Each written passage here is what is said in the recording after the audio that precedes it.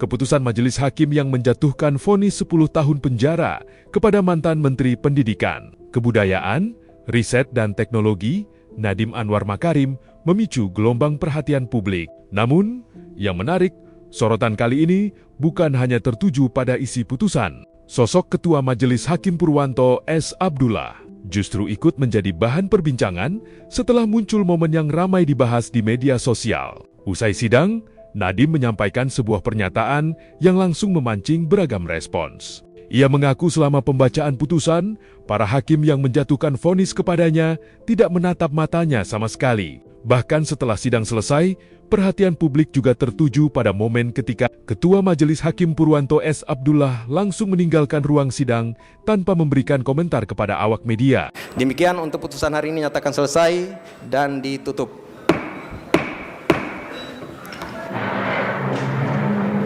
Yang mulia, ini ada kasih kesempatan. Yang mulia, ada acara yang belum terlewatkan adalah memberikan kesempatan kepada terdakwa untuk menyampaikan sikapnya. Loh, kenapa mesti buru-buru yang mulia? Takut ya? Wah, gawat ini. Itu kan hak kita untuk menyatakan.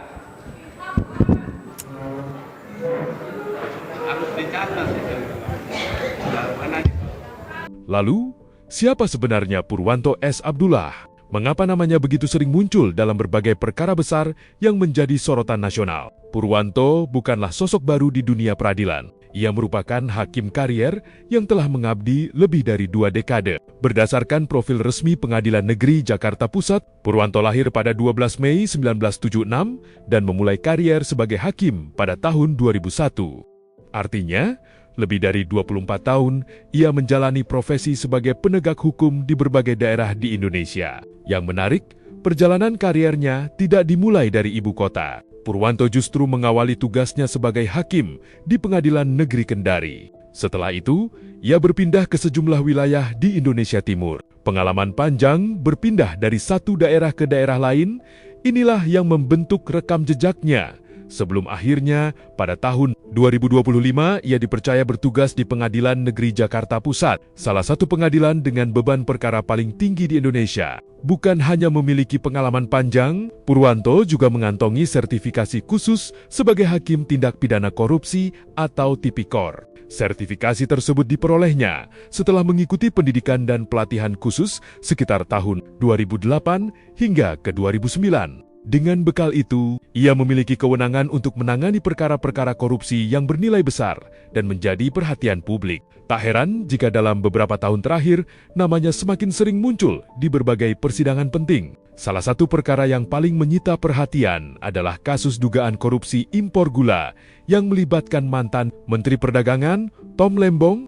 Selain perkara tersebut, Purwanto juga telah menangani berbagai perkara tindak pidana korupsi strategis lainnya selama lebih dari 1 dekade. Pengalamannya dalam menangani kasus-kasus besar membuat Mahkamah Agung kembali mempercayainya memimpin persidangan yang melibatkan mantan Menteri Pendidikan, Nadiem Makarim. Di tengah jalannya persidangan, perhatian publik kembali tertuju pada sosok Purwanto setelah pernyataan Nadiem usai pembacaan putusan. Nadiem mengaku merasa tidak satu pun hakim yang memvonisnya berani menatap matanya secara langsung. Menurutnya, selama amar putusan dibacakan, Ketua Majelis Hakim Purwanto S. Abdullah bersama para hakim anggota lebih banyak fokus membaca dokumen persidangan. Saya mendengarkan para hakim-hakim berbicara, tapi keempat hakim yang memvonis saya 10 tahun bersalah itu tidak bisa melihat saya ke mata saya langsung. Tidak ada satupun dari mereka yang ingin melihat langsung ke mata saya karena saya tahu isi hati mereka. Mereka tahu saya tidak bersalah. Tetapi kebenaran keluar dari satu hakim yang punya keberanian untuk mengutarakan apa yang sebenarnya menjadi fakta-fakta persidangan. Ada satu dissenting opinion, Hakim Andi, yang telah membeberkan kebenaran secara lugas dan menyebut saya harus bebas tanpa syarat. Majelis menjatuhkan pidana penjara selama 10 tahun kepada Nadiem Anwar Makarim Selain itu, ia juga dijatuhi denda sebesar 1 miliar rupiah dengan ketentuan pengganti sesuai putusan apabila tidak dibayar, serta kewajiban membayar uang pengganti sebesar 809 miliar rupiah. Dalam putusan tersebut juga disebutkan bahwa apabila kewajiban itu tidak dipenuhi, mekanisme penyitaan aset dan ketentuan pidana pengganti akan berlaku sesuai amar putusan. Menjatuhkan pidana kepada terdakwa oleh karena itu dengan pidana penjara selama 10 tahun dan pidana denda sejumlah 1 miliar yang harus dibayar dalam jangka waktu 1 bulan dan dapat diperpanjang untuk paling lama 1 bulan sejak putusan berkekuatan hukum tetap. 5. Menetapkan jika pidana denda tidak dibayar dalam jangka waktu yang telah ditentukan, kekayaan atau pendapatan terpidana dapat disita dan dilelang untuk melunasi pidana denda yang tidak dibayar, dan dalam hal hasil penyitaan dan pelelangan kekayaan atau pendapatan tidak cukup atau tidak memungkinkan untuk dilaksanakan, pidana denda yang tidak dibayar tersebut diganti dengan pidana penjara selama 190 hari. 6.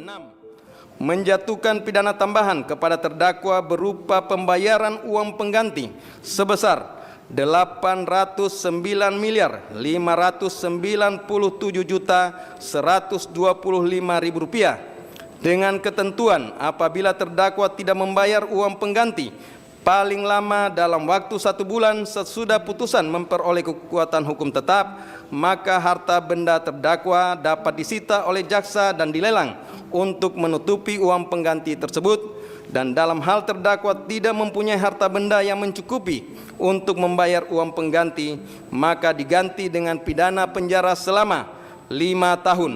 Kini, perkara tersebut masih berlanjut karena Nadiem telah menyatakan akan mengajukan upaya hukum banding. Artinya, proses hukum belum sepenuhnya berakhir dan masih terbuka kemungkinan adanya perkembangan baru pada tahapan berikutnya. Sementara itu, satu hal yang tidak terbantahkan adalah nama Purwanto S. Abdullah kini kembali menjadi perhatian publik, bukan hanya karena memimpin sidang yang menyita perhatian nasional, tetapi juga karena rekam jejaknya sebagai hakim karier yang selama bertahun-tahun dipercaya menangani berbagai perkara korupsi besar di Indonesia. Menurut kalian, apakah rekam jejak panjang seorang hakim menjadi faktor penting dalam membangun kepercayaan publik terhadap putusan pengadilan? Tulis pendapat kalian di kolom komentar.